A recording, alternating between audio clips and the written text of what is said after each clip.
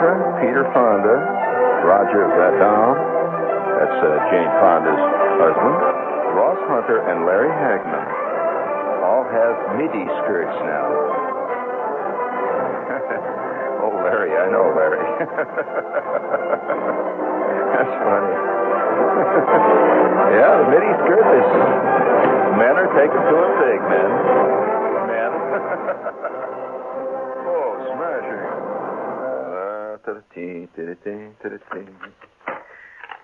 I know a guy who joined the drum and bugle corps.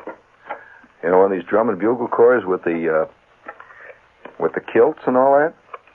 You know, they had bagpipes and everything. He joined it for one reason. He really wanted to find out what these guys wear under kilts. And he did. I'm not kidding. He joined this thing for that reason. And he had studied under Gene Krupa as a drummer, you know. And he says, here I'm, you know, staying with Gene Krupa, and he said, I'm playing in this drum and bugle corps. He said, for what? Find out what they wore on their kilts.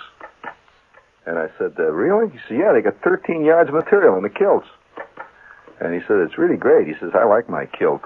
And I said, well, what do you wear under them? He says, you don't think I'm going to tell you? It took me 4 years to learn how to play that damn drum. To get into it, he says, forget it. He says, do you know that is one of the unspoken things that they'll never tell you? And you'll never guess who this guy is I'm talking about. It's an actual true story. It's Joel Sherman. Down at Nat Sherman's. Yeah, Joel. Down there. So if you go into Nat Sherman's, and I might as well do a commercial right now. If you go into Nat, I didn't mean it this way, but I might as well. If you go into Nat Sherman's at 1400 Broadway, this is the place where they make these great handmade pipes and all that, and have a great collection of pipes and wild-looking cigars and stuff. The great tobacconist, 1400 Broadway, between 38th and 39th. You go in and ask for Joel. And Joel will come over. An old friend of mine. He's also a private pilot. And Joel will say, what can I do for you? And you say, listen, come on, give me the dope, please. What do they wear under them kilts? Now, when you pick yourself up on the sidewalk out there in front of Nat Sherman's after that jazzy remark, you at least will carry away with you the memory of one of the more exciting moments of your life. Joel has a fantastic left hook. So that's Nat Sherman's at 1400 Broadway. Are you ready for this?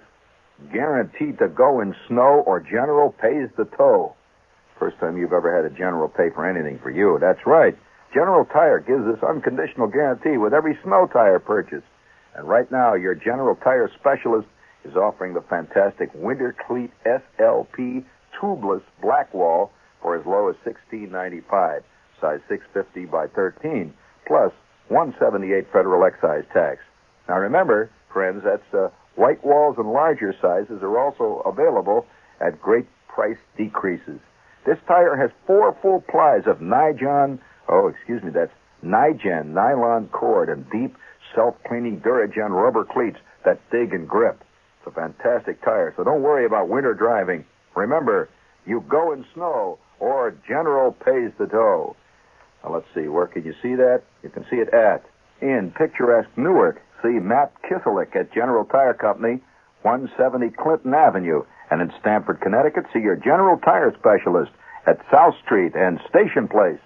If you will, please, tonally. Boy, let's go. Let's get underway here. Rick-tick-tick-tick, that's it, that's it. Ah, yeah, that's what I wanted to hear.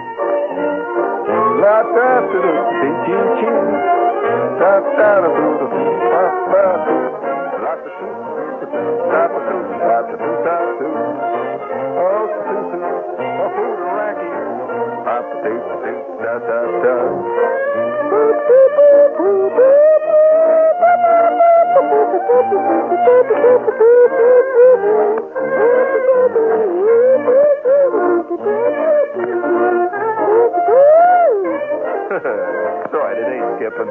Doesn't matter. Everything skips on that turntable. I think it's that turntable there. Yeah, hey, it had to happen. I think I predicted this not long ago.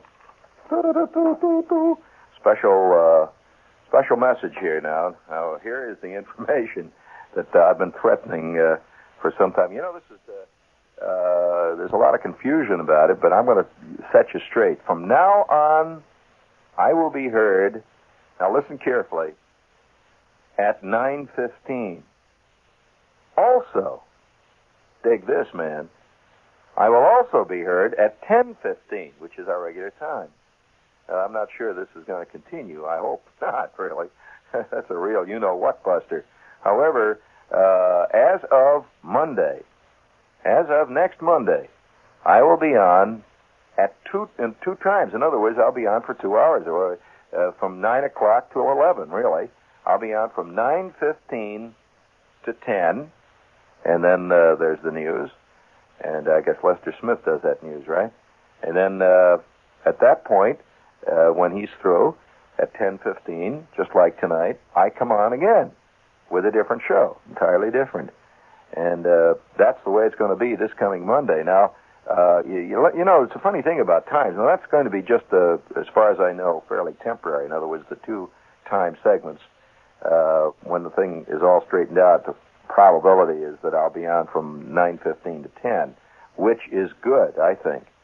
You know, you're just going to have to make some kind of adjustment, mental adjustment. You know what we find out about time in radio? It's a funny thing. In radio, at least in my experience, and this is probably true of television, anything else, that people have all kinds of little security blankets in one thing and another. And things not only should be in their right place physically, and so you walk into your house and all the furniture should be in the place that you wanted. You feel secure with it here.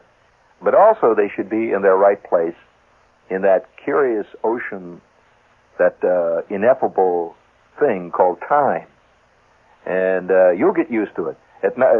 From when I start on at 9:15, after a few months, you wonder how you ever could have listened to it at 10:15. So anyway, that's the story. As of Monday, 9:15 and 10:15.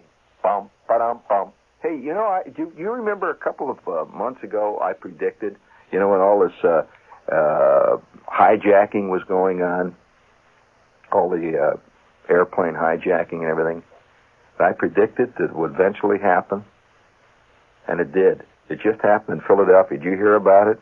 A guy hijacked a bus in northern Philadelphia Saturday night and forced the driver to take him to New Jersey. Which, I don't know. I mean, the idea he has to go, forces him to go to Jersey. The driver told police that the hijacker boarded his bus shortly before 9 p.m. at a layover stop at 19th Street and Hunting Park Avenue. And there was nobody else on board the bus at the time.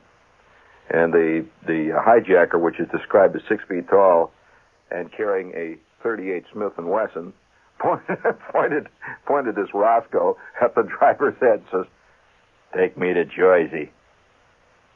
Well, he did. He proceeded north on Hunting Park, and then he turned east towards the Tacony-Palmyra Bridge, which leads to Jersey.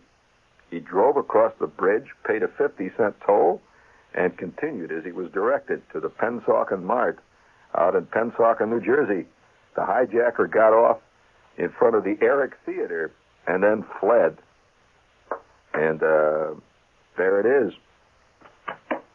I knew it had to happen. I'm going to Jersey. Take me to Jersey. He hijacks a bus. Well, now, you know, buses have always been the scene of some exciting things in my life. Did I ever tell you about the most exciting thing that ever happened to me on a bus? Well, I'll tell you about it. This was when buses used to go, when Fifth Avenue was 2 ways. Now it's only 1 way. And incidentally, if there are any kids listening tonight, please turn off the radio. This is a story not for kids. Okay? And if there are any, nice ladies with blue hair listening tonight, please don't listen. I believe they're having a salute to Julie Andrews right down the dial. I think you'll like this. You know, selections from Sound of Music, all that stuff. The special dedication by John Gambling's on down. So get down there. This is not for you. I mean, I have led a checkered life. And indeed. And I've seen many things in this checkered. You know, I always feel sorry for people who've led a straightforward life.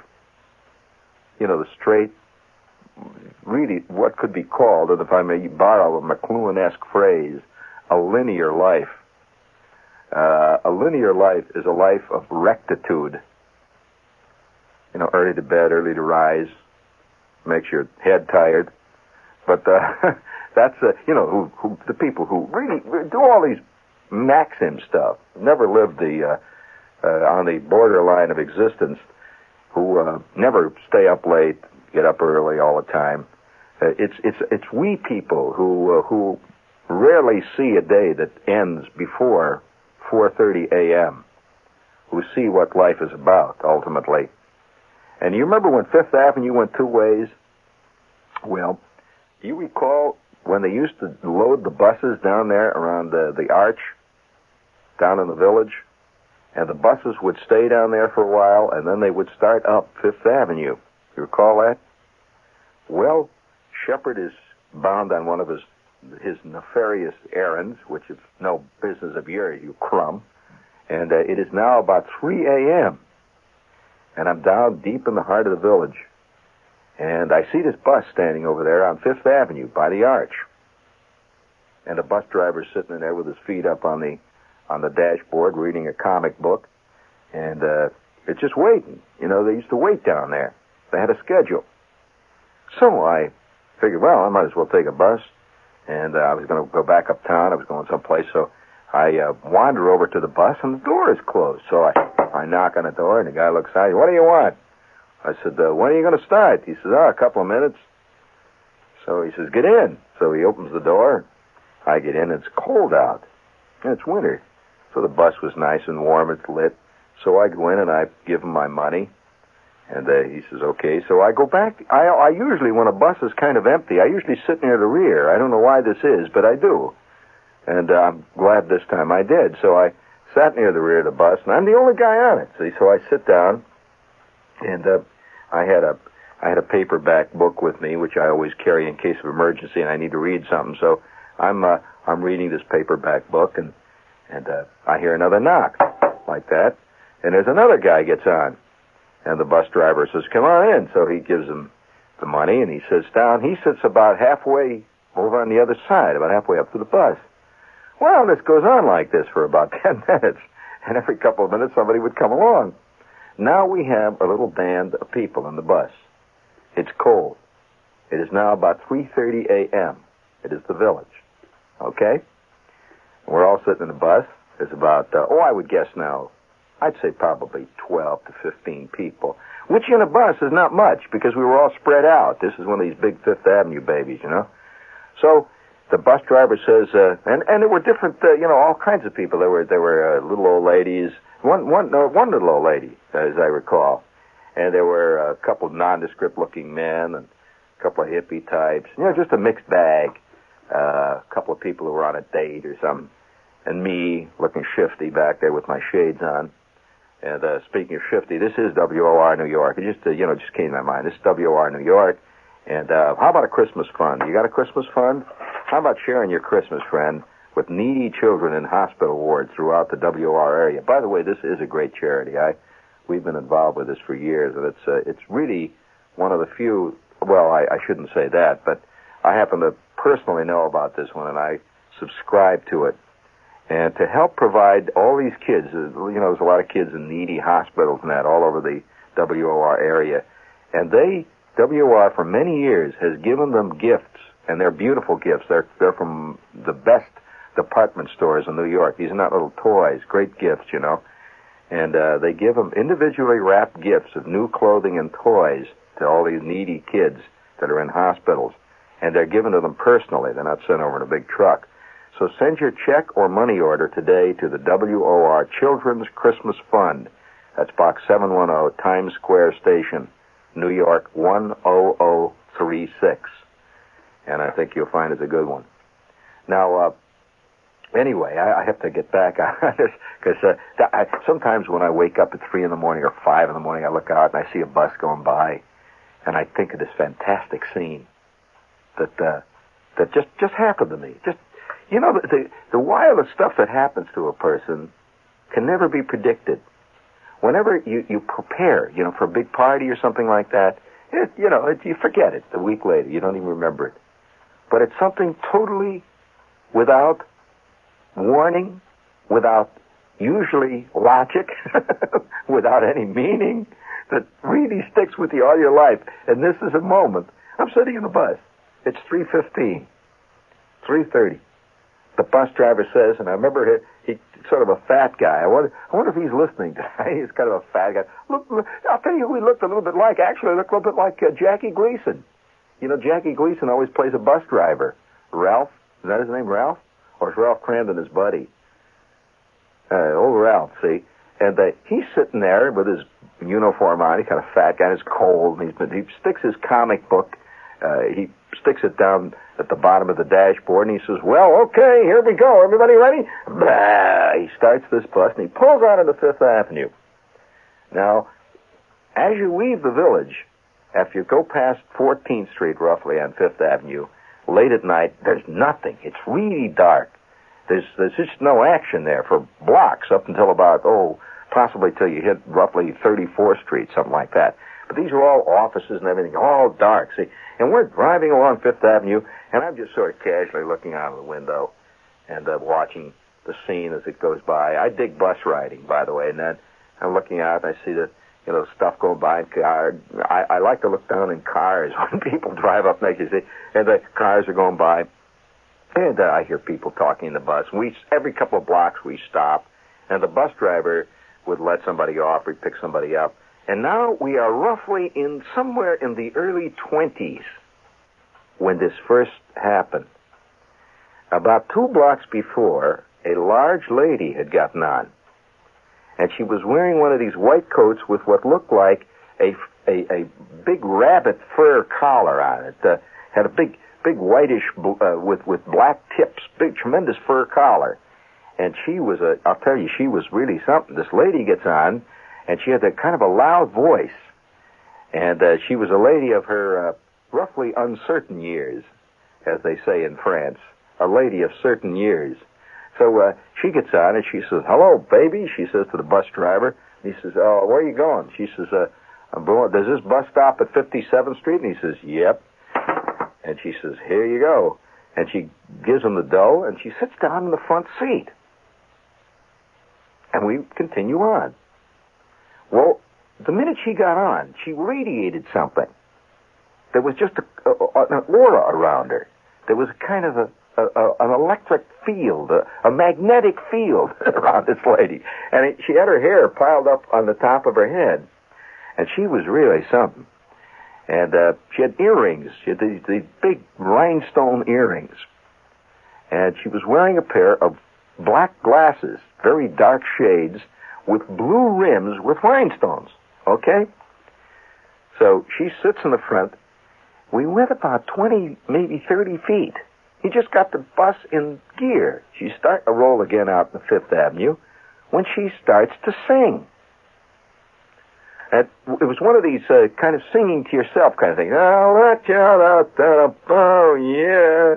Oh, Basin Street. I want to do on Basin Street. And people begin to look up. People tend to get within themselves when they're in a bus, especially when the bus is half empty and everybody's sort of separated.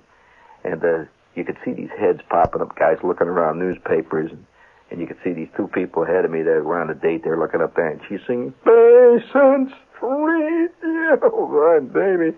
And she's over the bag. She's just a wee bit in the bag. Oh, Basin Street. And then she hits the bus driver, sort of friendly-like, between the shoulder blades. She just hits her, how are you, baby? You want to see a lot of stuff. Basin Street. And he turns around, he says, yeah, I do, baby. I see a lot of stuff on this run. Yeah, I sure do. And he, of course, you're one of them. And she goes, Basin Street. And she spots a guy. Have you ever had a drunk level in on you? Well, she spots a poor guy who is obviously trying to burrow his way down into his shoes, sitting in the seat directly opposite her. Now, if you know these Fifth Avenue buses, the seats in the front face each other, right? They face it, and she sees this guy, see? She says, oh, hey, how are you? Hey, you having a good time tonight? You're out hanging one on, huh? How are you, baby? Oh, Basin Street, I want to see you, Basin Street. Hey, that's a nice tie you're wearing. I'm talking to you, Basin Street. Well, the guy looks up, and he made the classic mistake that guys often do. He was polite. In other words, this doll is singing to him and talking, and he answered. She said, it's a very nice tie you got there. It's the street. Where'd you get that tie? Hey, folks, I got a lot of beautiful ties wearing. Hey, show the people your tie. It's the street. He says, oh, it's, thank you. I got it, Saks. Oh, I say, it's the street. It's very beautiful. And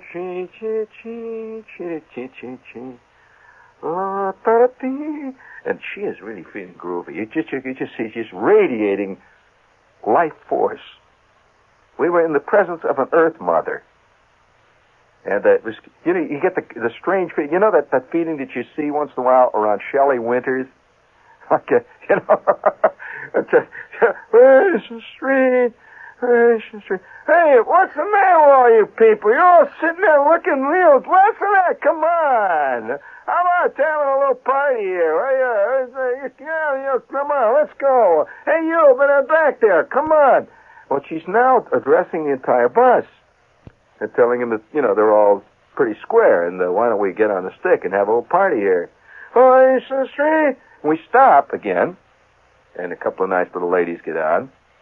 And with that, our girl spots him. She says, yeah, baby. Oh, what are you doing out of this time? Oh, yeah, I bet you got a lot of fun. Basin Street. She kept singing Basin Street. Well, we are now roughly in the vicinity. We have traversed past 34th Street, and we are now moving up Fifth Avenue. We are right in the heart of the DEAUX district. We are in roughly the 50s now. With that knowledge, you can appreciate what happened. This is a well-lit area. The gal gets up, and she says, hey, I want a party here. Come on, let's have a little fun. She takes off her coat, and she is wearing this very, very form-fitting black dress. Now, she's one of these ladies who shouldn't... Well, there's a certain type who wears a dress always 2.5 sizes too small for them. They look a little bit like a Hebrew national salami. And this black dress was so tight you could hear it thrumming. She said, oh, let's have a little party here. She takes her coat up and throws it down on the seat behind her.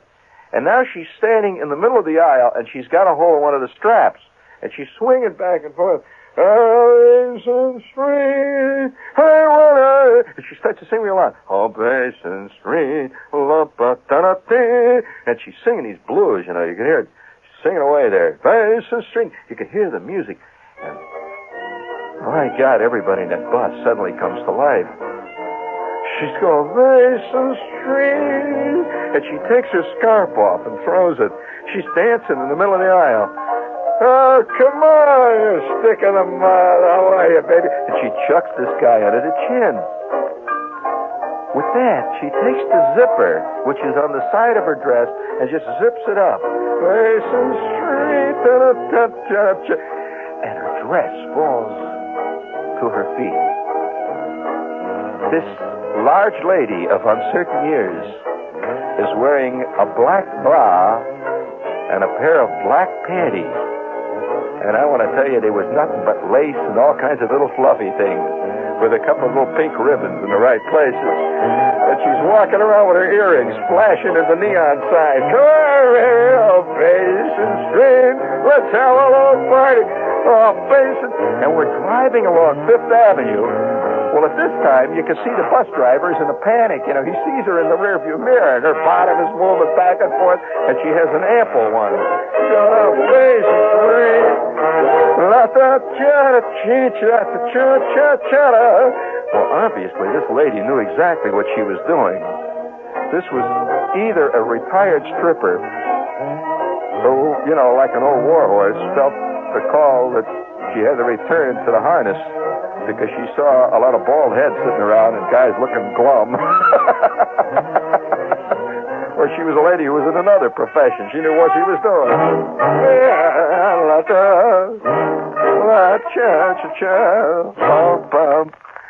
We walked along. You reset that, Big Tony. We drove along Fifth Avenue, and this bus driver, he was really, you could just see, his neck is red, and he's looking up into the mirror all the time, and all the rest of us just sort of sat there. And everybody, it was a funny moment because you could see half of the bus dug it, the other half were totally confused by it. and for one brief moment, for maybe 20 blocks, there was a little tiny caravan of lust roared up Fifth Avenue. Well, I had to get off, see, and I was getting off at 57th Street up there by Tiffany's, of all places. And a couple of other people had to get off. See, this guy had to stop. He missed at least 5 stops. He didn't know what to do with her. So you don't just drive up to a lot of people, just naked ladies standing there swinging around. So he pulls up at 57th Street. She's worked her way about halfway down towards the end of the bus now. She's moving her way down, see? And she's swinging away, and she's singing, boy, she's really singing. And nobody could really get mad because she had such a fantastic feeling of joie de vivre. I mean, you can't get mad at life itself, but there was life coming out of that baby, She's just swinging like, oh, come on, let's go have a party. And she kisses this big fat guy sitting about halfway down through the crowd there, and he's trying to read his daily news, pretending he ain't with it, see? And she kisses him and bites him on the ear. And he looks up, you see his face is red. And then finally we pull up to 57th Street, see, and about 5 of us get off. And the bus driver, real quick, he closes the door, and they go roaring on in the darkness. And the lights were all lit up in the bus, and I could see this lady swinging away there, and you could just see it disappearing in the distance off towards Central Park. Ah, baby, sure, come on, let's go. Now, I don't know whether anybody... We ought to have a reunion. The old gang that sat in that bus. But I'm sure that a lot of guys, out of this group, there must have been probably a total of 20 people who were in the bus at one time or another when this fantasy suddenly broke out. And I'm sure they went home. I bet some of them never told anybody at home about it. And the other guys that did, I'm sure the other guys that told about it, who told people about it, just never believed it. Well, I say yes. It happened. I was right there. And I would like to know what people who were standing on the street thought. Because we would roar past the stop, and there'd be 3 or 4 people standing there, see? And she is a big lady. She's remember that, these Fifth Avenue buses have these huge windows. So obviously they had to see all that flesh. All those those black bras and stuff going. I can see a guy coming home, he misses a bus and he's an hour late. He says, you wouldn't believe it, I'm standing in the bus. The bus comes along and they go right past, and there's this naked lady in the bus, and all these people are watching her, and she's singing and yelling. They went right on by. What kind of nuttiness is this? Well, this is bus scene. One other thing that speaking of buses, another thing that happened in the bus that I saw a wild moment in the bus. I was on a bus going out to this town in Jersey, this Princeton. It's a very elegant town, and all these official people go out there, professors and stuff. You could just see, if you stand in various bus lines, you can almost tell the different neighborhoods by the kind of people that are waiting for the buses. See? Well, I get on this elegant bus, and all these, you could just see, reverends and all kinds of people going out to this elegant community. And in the middle of the crowd, waiting to get on the bus, I saw there was a discordant element. And there were 2 girls, and I mean, these were real, let's put it this way, well, I can't quite come out and say it, but you could see these ladies had a well-established profession. And one of the older professions goes well back before they begin to even practice medicine, and possibly even back to the Garden of Eden. There are those who hold that theory. But nevertheless, these two gals, and they're both reading in this elegant bus. All these people are all sitting there, and the bus was crowded. It was so crowded that about half of us had to stand. And these people are all sitting around reading The New Republic. They're reading Harper's, The Atlantic Monthly.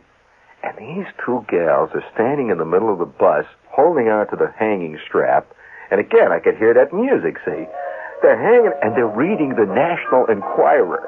There's a giant headline that says, "Father kills 7, makes children into cake of soap." Story picture inside. Interview with axe murderer. "Yeah, I killed him. I made him into a bar of soap." And they're standing there. And all these people are looking up over their magazines. They're wondering why they're going to Princeton. Well, they probably had, a little freelance work out there. You never know. And I kind of dug that scene. I'm sitting there, and when they finally got off, they got off in this stop just outside a very elegant town. They just got up there yelling and hollering. They jump off the bus, and you could smell this cheap perfume behind them, the whole bit. And it was funny to watch these. There's a certain kind of, how can I put it? There's a certain kind of sterility about life among the proper people. You know what I mean, Tony. You've been in the Army. There's another way to live. And there's a certain kind of nice, soft, how can I put it? The pablum, cream of wheat sterility. And this permeated the bus, this other life. Yeah, you could just see these people looking, old ladies looking up with anger. You could see their you could smell the perfume, the whole bit. But it was more than just the perfume. It was the whole thing they represented. And these two got off the bus, and everybody's looking out of the window. When the bus pulled away, it was one of these little towns where you can just see, people get out and you can see them on the streets. These people are all looking like that. And the bus roared on. And all of us sat there for a moment. Of course, I'm continually passing in my life. I keep passing among the respectable. I'll tell you how I do that. I do that by a certain way of wearing my hair. You can pass for respectability easily in this time. But nevertheless, buses have always been the scene of great moments in life. Like this friend of mine, I shouldn't tell stories about friends of mine, but I have this friend of mine who's a doctor, and it ain't Frank either. It's another doctor, and he's a very respectable-looking guy, and he had a terrible thing happen to him in a bus when he was going to medical school. He was uptight for dough. And by the way, do you know that was the original meaning of uptight? A lot of people think uptight means nervous or tense. Uptight meant no money. That's the actual meaning of uptight. So if a guy comes up and he says, "Oh, man, am I uptight?" that didn't mean he was nervous. That just meant he had no scratch, that he was, Tap City. And so, or don't you know what Tap City means? So, nevertheless, my friend, he was really uptight. He had no dough at all. And he was working his way through one of these miserable little scholarships and living from hand to mouth. And he discovered that the laboratory where he was taking biology was in dire need of frogs, for dissecting and all that stuff. And so he discovered that they spent a lot of money buying frogs from someplace out in the East where they would buy them like 24 at a time or maybe 50 at a time and pay a lot of dough for them. So one day he goes up to the professor and said, "Say, where do you get these frogs, Professor?" And he said, "Well, we order them from the International Frog Cartel Corporation of East Ipswich, Connecticut. And they arrive every 2 weeks, and we pay a lot of money for those frogs. Those are elegant frogs."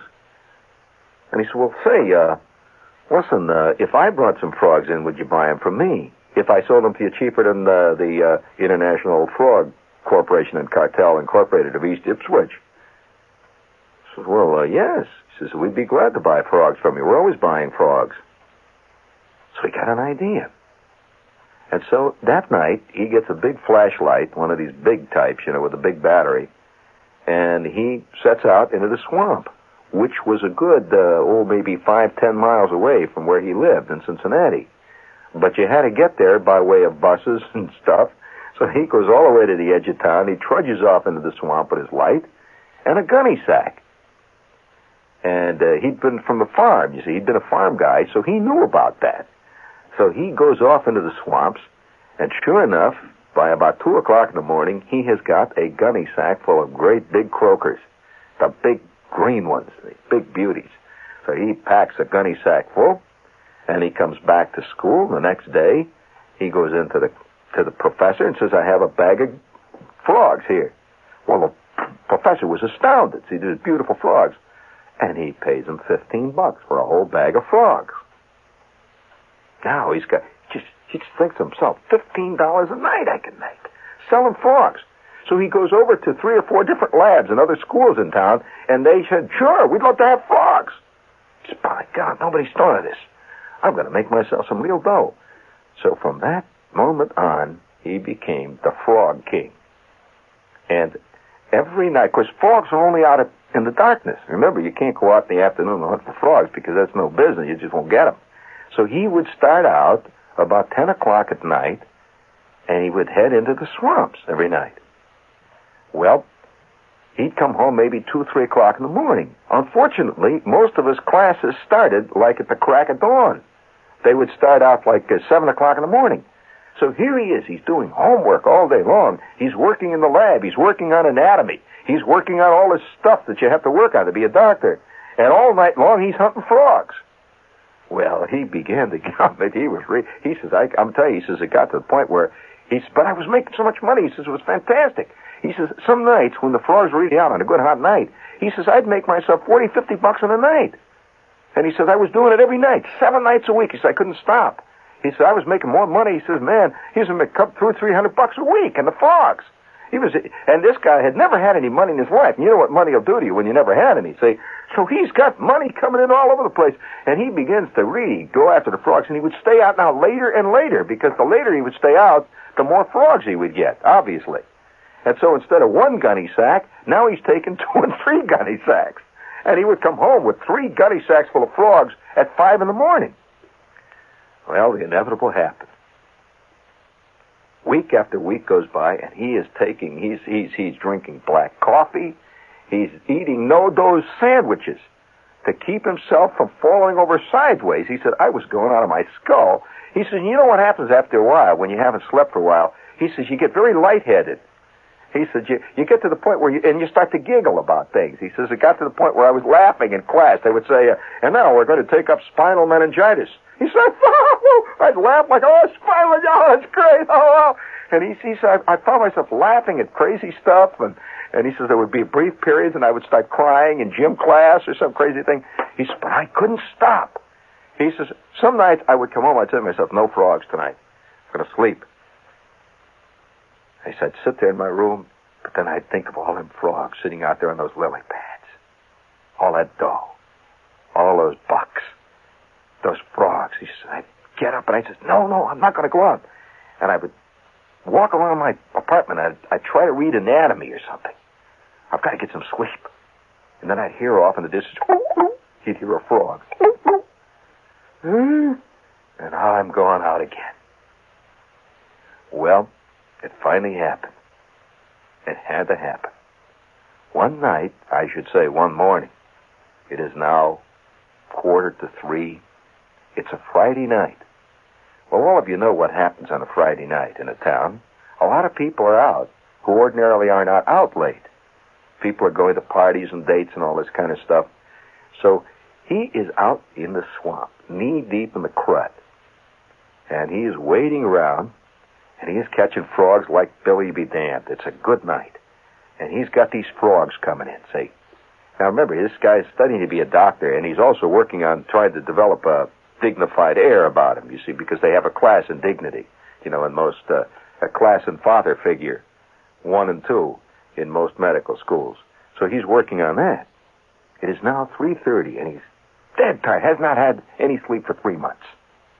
And he's got 2 big sacks full of frogs, big beauties, big heavy ones, and big gunny sacks.